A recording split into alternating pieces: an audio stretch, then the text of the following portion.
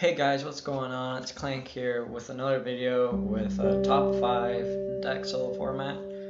I think that the ban list did address some issues, but not enough to mix up the metagame in any shape or form. These top 5s are basically the same you'll see practically, I think, anywhere else you'll see them. And sorry for the echo, I'm recording this somewhere else normally. And so I think for like number 5, this is probably like the least would be the least powerful deck out of the 5. So technically it's gonna be the number 5 out of the 5. It's gonna be a Sky Striker. They had no hits, but they had no buffs either, as people were saying that engage could come to 2, and those people are ridiculous, dude. That's an opinion not to do. They were saying like multi-roll to 2 because OCG has it, and other stuff like that, which is not that good. And then yeah, so I think it's going to be like a tier 1.5 or somewhere around there.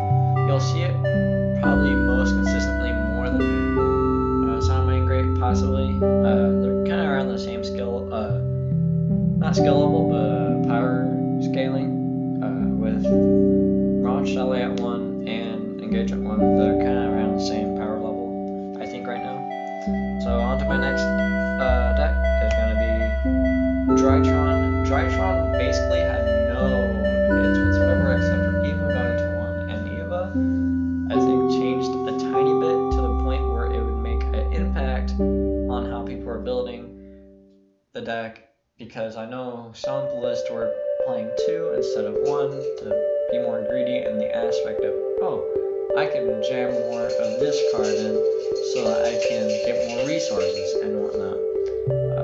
Drytron now has to only have that 1 at Eva to go into or dump to get more resources, and if you ash that, I think their board's actually pretty good.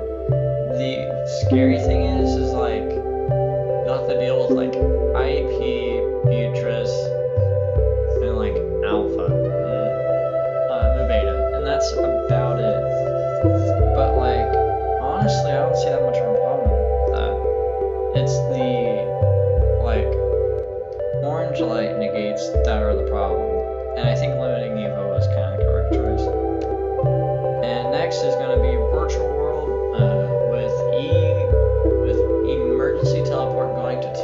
It kind of made the deck better in a way that Lulu and Yan are way more of a power play now than ever.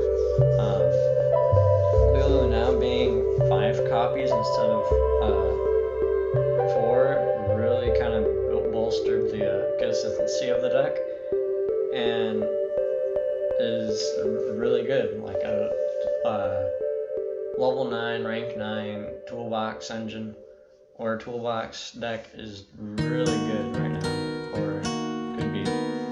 And honestly, with this hit, this buff, it's kind of frightening because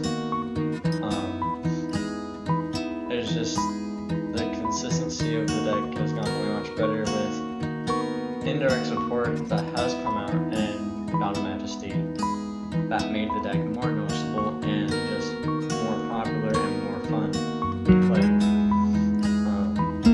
I kind of expect this deck to really go around and probably get a lot of tops to win that. And on to my, I think, number 4? I think that was number 4. Tri-Brigade Revolt, or Tri-Brigade. They suffered 2 hits. They suffered Tri-Brigade, Zodiac Barrage and Fire Formation Tenki going to 1, banning Barrage and Tenki to 1. They reduced the consistency in the power plays that you have with Zodiac, but nothing else really. A lot of people would say they hit the mark. I think now you have to commit a normal summon to making Zeus now. It's not just, oh yeah, I get this special summon. If you opened up Barrage, you get the special summon pop off from there.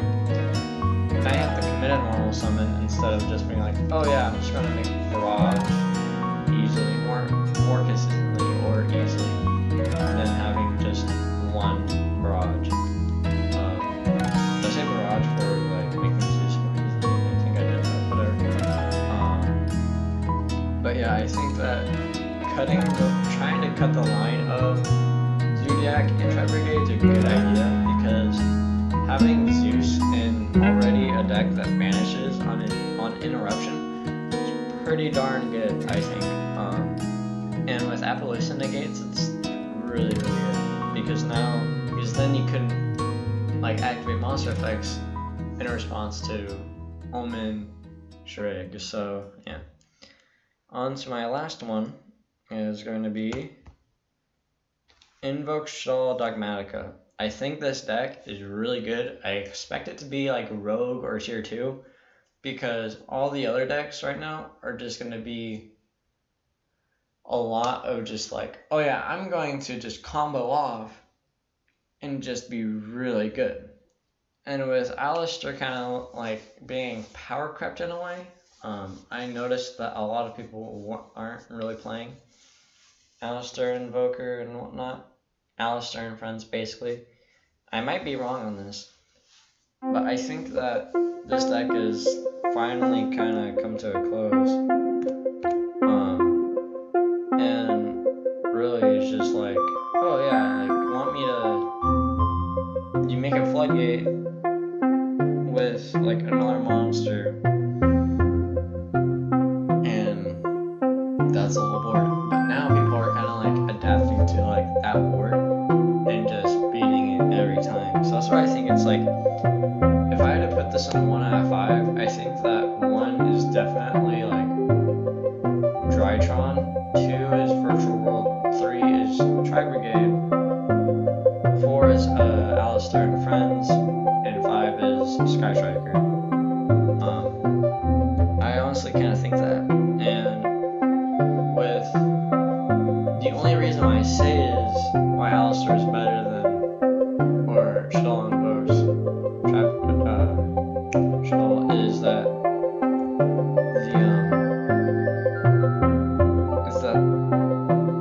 you can just make Winda and just stop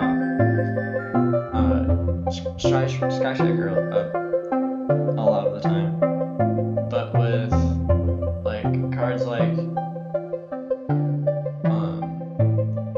but with a lot of other decks, you're just able to just make something beefy enough to just beat it. I think that's enough reason to just do it, to say that. Hopefully you guys liked the video. Like, comment, subscribe on what you guys think what the best deck is. And hopefully I made a good top 5. I don't know. I think this is a good representation of what the meta will be. But this is before the megatins have released. And I'm kind of like, if we're talking about the megatins with concept designator coming, I kind of think that Alistair and like Sid or Dogmatika invoked shaddoll will become like probably tier 1 or tier like 1.5, I honestly think. So yeah, see you guys later. Peace.